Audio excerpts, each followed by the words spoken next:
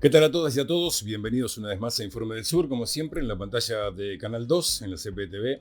Le damos esta mirada pampeana sobre lo que sucede en nuestro continente. Rápidamente hablemos de uno de los temas importantes de la semana. Hubo una reunión virtual de líderes progresistas de nuestro continente, articulados por el vicepresidente del Parlasur, Oscar Laborde.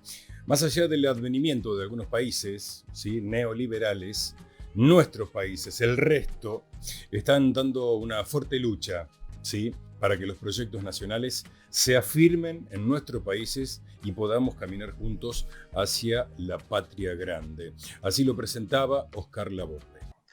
Bueno, igual, si les parece, comenzamos. Bueno, sí, bueno, está bien. La idea de hoy, bueno, para todos, los conocemos, estaríamos grabando este encuentro para poder difundirlo. Bueno, Oscar Laborde, presidente del Observatorio de Democracia del Parlasur, integramos con todos los presentes el Grupo Hermandad, y queríamos tener este diálogo para evaluar la situación regional, donde se destaca la lucha de nuestros pueblos contra el neoliberalismo, insistir en la imprescindible necesidad de la integración de nuestros pueblos y gobiernos. Bueno, y la verdad que es un honor en este Grupo Hermandad contar con la presencia nuevamente del presidente y compañero Alberto Fernández. Qué lindo es decir el compañero presidente Luis Arce, el compañero presidente y profesor Pedro Castillo, la presidenta Dilma Rousseff, el presidente Ernesto Samper, el presidente Mel Zelaya, el presidente Leonel Fernández y los ex cancilleres Jorge Tayana, Celso Amorín, Diego Pari, Ricardo Patiño, Jorge Lara Castro, Hugo Martínez y Guión Long, ¿no? Como lo ven, presidente Evo Morales también está. El presidente Evo Morales. Fernando Lugo. El presidente Fernando Lugo. Vamos con este encuentro virtual de líderes progresistas, precisamente el maestro Pedro Castillo, recientemente elegido como presidente de Perú, continuaba diciendo lo siguiente. Vengo del Cusco, estábamos ayer en la cuarta cumbre por la verdadera descentralización del pueblo peruano. Y he sentido el calor durante mi campaña, el calor y el abrazo de ustedes también. Tengo muchos compatriotas suyos acá en el Perú y también míos en cada uno de sus países, a la cual tenemos que hacer esta patria grande desde este espacio. Hemos llegado a proponer al país un cambio pensando en el Perú mismo. Como le digo, en toda plaza, en todo escenario, estoy acá por el Perú, no tengo otro interés ni personal ni familiar. Vengo de la cantera de las luchas, aún llevo la huella de los perdigones y las balas en las espaldas y en las piernas. Soy un campesino, soy un obrero, soy un maestro y soy un chacrero. Estoy a 6 horas de la frontera con el Ecuador, vengo de la provincia de Chota. Ya por estos días, en forma permanente en Lima, viendo cómo se dan estas cosas. Y ahora entiendo por qué estamos en el Perú, estamos como estamos. Porque se ha enraizado en Lima mismo, se ha enraizado en los poderes del Estado, cosas extrañas, cosas que no consigo, donde se ha arrancado todos los derechos del pueblo peruano. Por eso el pueblo peruano hoy en día ha visto y se ha dejado ver toda esta realidad, lo que la pandemia ha hecho con el Perú. 187,000 peruanos y miles de compatriotas en los hospitales en este momento pidiendo que se les salve la vida. Tenemos nosotros más de 8 millones de estudiantes estos 2 años desconectados, ¿no? De cada 10 niños, 6 niños en el umbral de la pobreza, en el umbral de la anemia, del abandono. Casi 3 millones de peruanos analfabetos. Encontramos que la infraestructura educativa de cada 10 escuelas, 7 escuelas a punto de desplomarse. Encontramos que los centros poblados en el Perú, en la parte interna de nuestra patria, no hay presencia del Estado. El agricultor está totalmente abandonado. Va usted a ver una posta médica, encuentra un pedazo de esparadrapo o una pastilla, no encuentra otra cosa. Están para defender esta constitución. Esta constitución que ha hecho de que la gran corrupción en el Perú sea institucionalidad. Es decir, la corrupción en el Perú es inherente a su constitución y a su modelo económico. Esa la tenemos que cambiar y por eso estamos acá. Yo de mi parte los agradezco enormemente, queridos hermanos, y bueno, reiterar mi salud y mi reconocimiento a ustedes y esperemos de que no nos soltemos desde este espacio, desde ahora, para seguir trabajando por esta patria grande. Un abrazo a todos y cada uno de ustedes. Muy buenos días. Muchas gracias. Y uno de los líderes más importantes de Sudamérica, Lula da Silva, presentaba al presidente de la República Argentina, Alberto Fernández. Lo hacía de esta manera. Maestro Pedro Castillo, presidente electo, presidente en espera, como decimos, ¿no? Y estamos pendientes y muchas gracias por sus palabras, que nos pinta ese futuro esperanzador de los descendientes de los incas que se merecen vivir mejor, como decimos, en esta América Latina tan querida, ¿no? Si me dejan darle la palabra al presidente en ejercicio de la hermana de la República Argentina, estimado Alberto, te escuchamos. Bueno, muchísimas gracias a todos y a todas, contento de volver a verlos. Presidente Castillo, bienvenido, un gusto verlo, aunque sea de este modo, nos hemos hablado, pero no hemos podido vernos, aunque sea a la distancia, a los ojos. Lucho Arce, mi querido amigo también de allá de Bolivia, lo veo a mi queridísimo Evo, que lo veo también allí en la pantalla. Dilma, querida, Fernando, querido, Ernesto, querido. A todos los abrazo, vicepresidenta Dina, la escuché y es un gusto conocerla. Mi querido Celso, mi querido Marco, Jorge Tayán, Oscar Parrilli, amigos de siempre. Oscar Laborde, gracias. Bueno, hechos los saludos de rigor y a todos los... No, Ernesto ya lo saludé, Ernesto Samper lo veo ahí arriba, ya lo saludé al comienzo. La verdad, una alegría muy grande verlos a todos en un tiempo muy singular que estábamos viviendo en el continente. Hoy nos convoca básicamente la cuestión peruana. Perú ha votado, ha decidido, y lo que más debemos preservar es que la decisión de los peruanos sea respetada. Eso es lo que más debe preocuparnos como continente. Acá en Argentina hemos aprendido que los problemas que ocurren en la democracia solo se arreglan con más democracia, con más y mejor democracia. Y por lo tanto, cada vez que el pueblo vota, para nosotros es palabra definitiva y es lo que debemos preservar antes que nada. Y nosotros sabemos, porque todos los que han participado como observadores en las elecciones del Perú, estoy hablando de la Unión Europea, la COPAL, el Mercosur, la misma OEA, han dicho y han hablado de la transparencia y la cristalinidad con que todo ese proceso se celebró. Y hoy mismo he visto que el Departamento de Estado de los Estados Unidos ha hablado de la transparencia que han tenido esos comicios. Y por lo tanto lo que debemos hacer es preservar la decisión de los peruanos, simplemente. Eso es el primer deber que tenemos como miembros de un continente, de esa patria grande de la que hablaba el querido presidente Castillo, que es lo que más nos convoca en este tiempo. América Latina viene en un tiempo muy difícil y muchos países están en revisión de sus políticas. Argentina lo hizo primero, pero yo me animaría a decir que muchos otros países hoy en día están revisando lo que ha ocurrido en los últimos años. Es lo que pasa hoy en Chile, es lo que pasa en Perú mismo, es lo que también uno ve, ahí la veo a Dilma, lo que uno siente cuando Fernando Enrique Cardoso y el queridísimo Lula encuentran la importancia de unirse y estar cerca para hacer frente a lo que se viene. Me parece que es un tiempo singular de la América Latina y que lo que más debemos hacer es preservar esa unidad de patria grande de la que hablaba el presidente Castillo. Y lo que debemos hacer nosotros, como miembros del continente, es hacer respetar la decisión de nuestros pueblos. Simplemente, respetar lo que nuestros pueblos decidan. Y para cerrar, les contamos que la reunión duró más de una hora. Todos los líderes progresistas pudieron expresarse y todos coincidieron en que, están ansiosos por la pronta asunción de Pedro Castillo como presidente de Perú.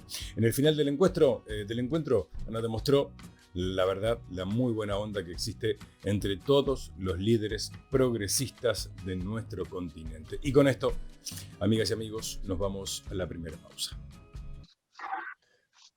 Bueno, abramos los micrófonos para saludarnos y a ver, Lucía, ¿tenés algo para nosotros? Eso. Ahí vamos con la Mi marcha. compañero Oscar, canciller de Sudamérica. Gracias a todos. Gracias, Evo. Gracias. Muchas Vamos, felicitaciones Pedro, a fuerza. Pedro. Por elección, por Fuerza. aclamación, Gracias. Fuerza, Pedro. Fuerza, Dina. Gracias, hermano. Confianza, Pedro, fuerza, tiene todo el apoyo. Lucía, Pedro, chao, Dina. Fuerza, presidente, Pedro. Chao, Pedro. Gracias por Hasta la próxima. Un abrazo. Calatina, te quiero. Muchas gracias. Jorge. Diego, Mel, un abrazo, Mel. Ahí está nuestro embajador en Perú. Leonel, ¿cómo estás, Leonel? Nos vemos arriba. Presidente Fernández de Fuerza. Argentina, Fuerza. gracias.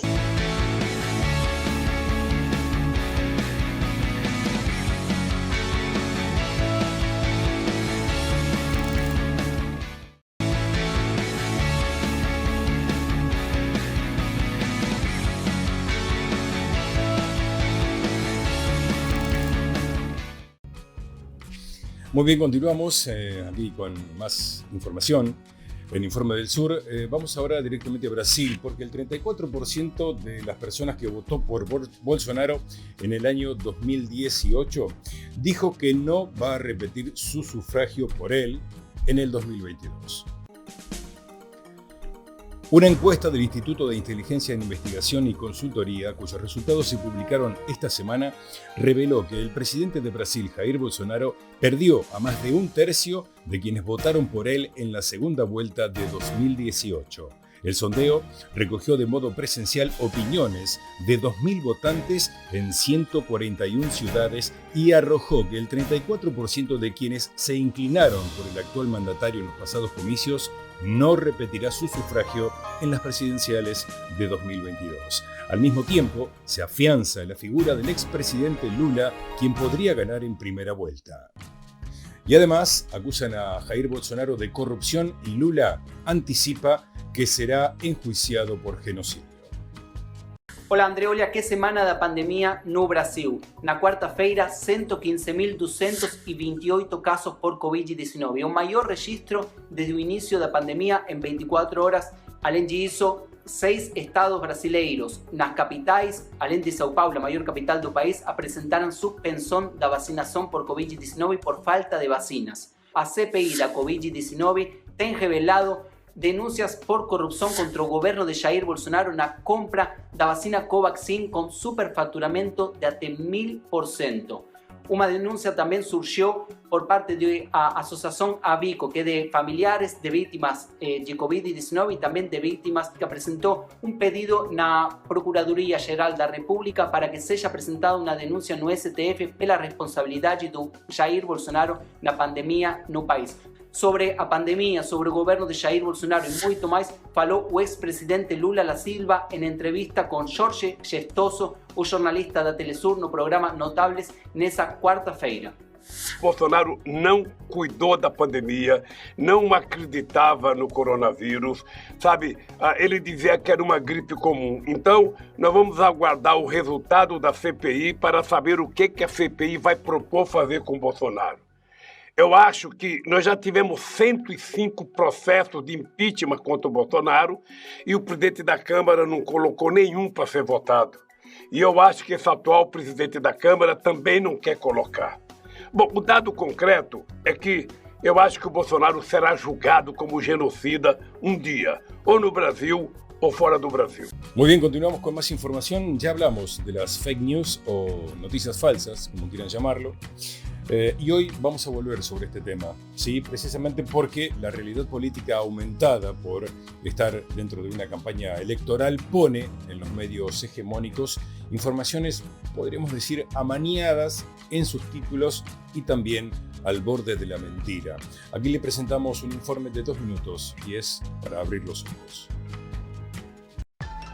Las denominadas noticias falsas, ¿no? Las fake news. Y otro tema que preocupa es el de las noticias falsas. El fenómeno de la desinformación. Hay distintos tipos de fake news. Es común escuchar el término noticia falsa o fake news como algo actual. Pero las noticias falsas existen hace muchos años. Y pensamos en los medios de comunicación tradicionales, en radio, televisión, en revistas, en periódicos, que tuvieron sus formas de noticias falsas, ¿no? Su forma de desinformación. Se denominaba el pescado podrido en algún momento, ¿no? La diferencia con el pescado podrido que nos vendían los medios antes de la existencia de Internet y las redes sociales es que hoy en día cualquiera puede publicar una noticia inventada. Según cuál fuese su origen, las clasificamos en noticias falsas o desinformación. Las noticias falsas son deliberadamente informaciones o construcciones o contenidos y demás falsos de toda falsedad que circulan por redes sociales o mensajería instantánea y demás. Y decimos falsa de toda falsedad porque ni siquiera está dicha por un medio de comunicación que se pudo haber equivocado y haber hecho mal su trabajo. Podrían ser, no sé, audios de WhatsApp o un tweet que toma notoriedad y se viraliza y demás. Si no podemos encontrar cuál es la base, quién es el creador, la creadora, quién es esa voz que estamos escuchando en el audio y demás. En cambio, la desinformación es una gran responsabilidad de los medios de comunicación, ¿no? Porque en el medio de algunas notas o noticias o crónicas y demás aparecen datos que no son comprobados ni comprobables. Por ejemplo, titulares que afirman cuestiones que luego las propias notas lo desmienten o no lo pueden presentar. Y esto responde mucho a cómo estamos acostumbrados a informarnos. Cada vez son más los que leen los titulares de las notas en lugar de leer la nota completa. Eso hace que el titular potencialmente diga algo, pero que si leyéramos la nota completa, nos daríamos cuenta que no fundamenta lo necesario. Como solo nos quedamos con lo que dice el título, nos desinformamos. Y la realidad es que necesitamos prestar mucha atención con lo que miramos, con lo que escuchamos o también con lo que leemos. Definitivamente hay medios que no dicen la verdad. Ya volvemos.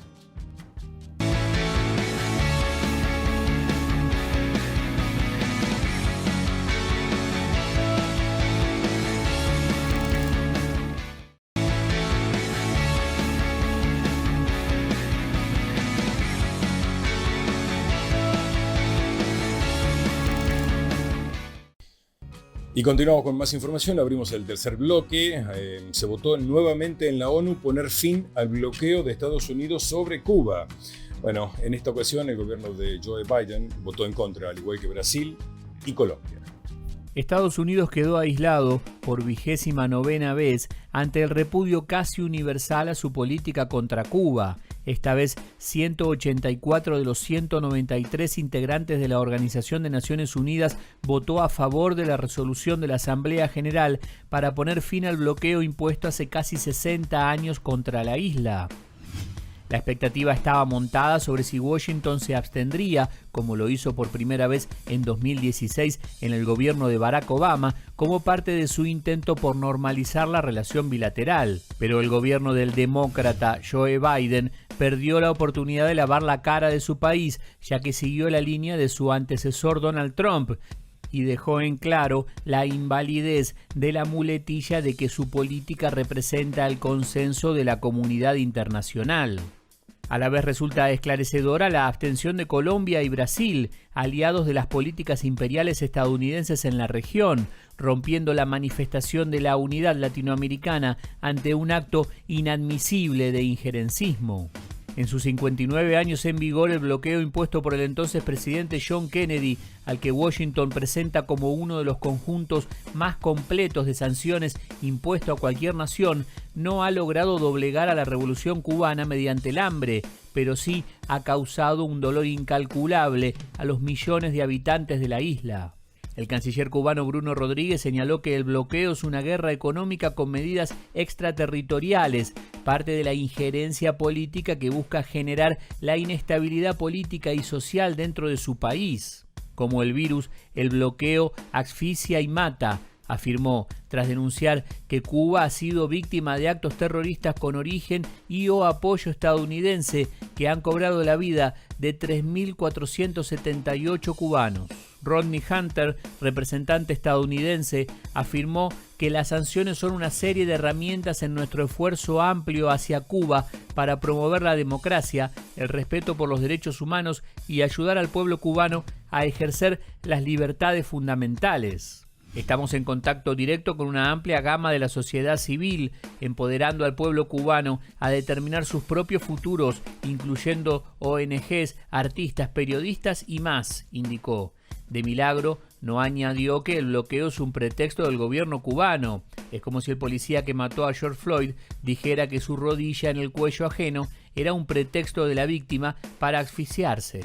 Durante casi 6 décadas el bloqueo supuso pérdidas de miles de millones de dólares a la economía cubana y dificultades enormes para la población. Pero la pandemia de COVID-19 destapó sus aspectos más inhumanos, ya que ha impedido o incrementado los costos para el gobierno cubano de adquirir todo tipo de insumos indispensables para la lucha contra el coronavirus. El festejo en la isla coincidió con otra noticia, quizás más esperanzadora. Científicos cubanos han logrado, pese al bloqueo, llevar a término las 2 primeras vacunas latinoamericanas contra la COVID-19. Una de ellas, Abdala, tiene una tasa de eficacia del 92,28%.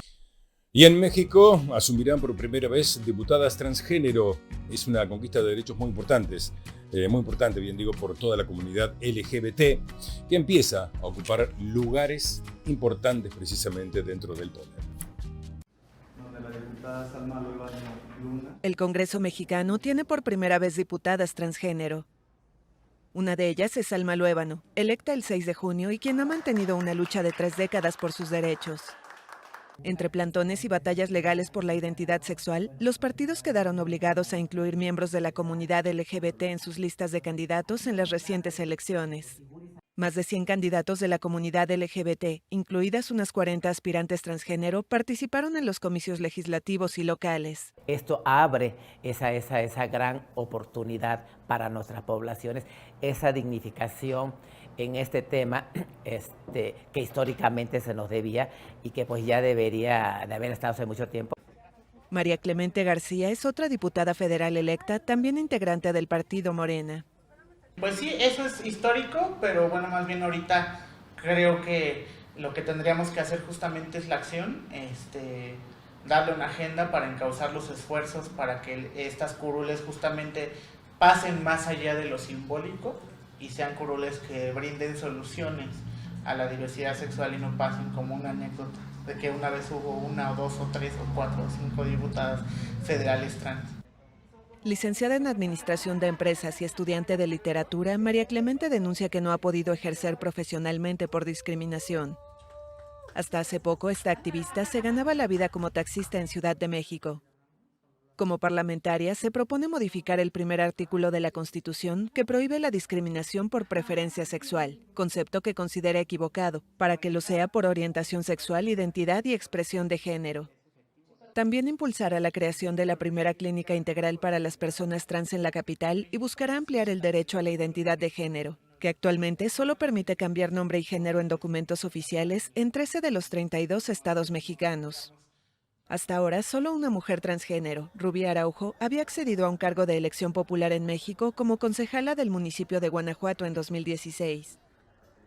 Debido a la violencia en su contra, la esperanza de vida para las personas trans en México es de 35 años, según la Comisión Interamericana de Derechos Humanos, frente a 77 de toda la población.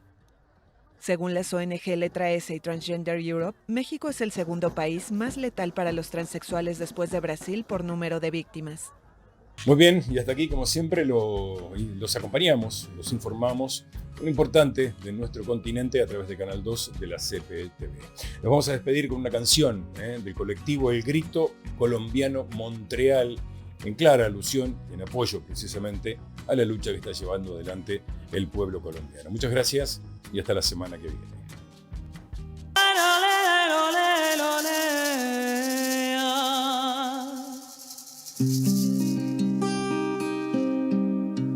Ae, oi, oh, ae.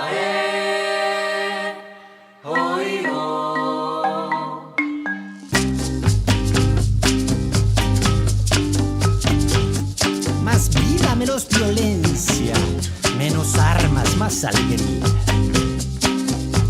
Que para que esto cambie ya. Muchos siglos de injusticia tuvimos que soportar. Ahora somos sí como el agua que viene bajando fuerte, limpiando lo que nos daña. ¡Va! Cataratas de ilusión van cayendo por montones hacia un río de lamentos, de quebrantos, desilusiones. Va corriendo y desemboca en un mar de violaciones por culpa de aquel gobierno que no entiende de razones. El pueblo se cansó, ya no tenemos nada temor. Como mujer en primer parto resistiendo con amor. El Pacífico está unido frente a esta gran labor. Que nos escuchen sin reparo, arriba pueblo vencedor. Un grito de resistencia, un grito de libertad. Justicia para mi pueblo que sufre desigualdad. Un grito de resistencia, un grito de libertad.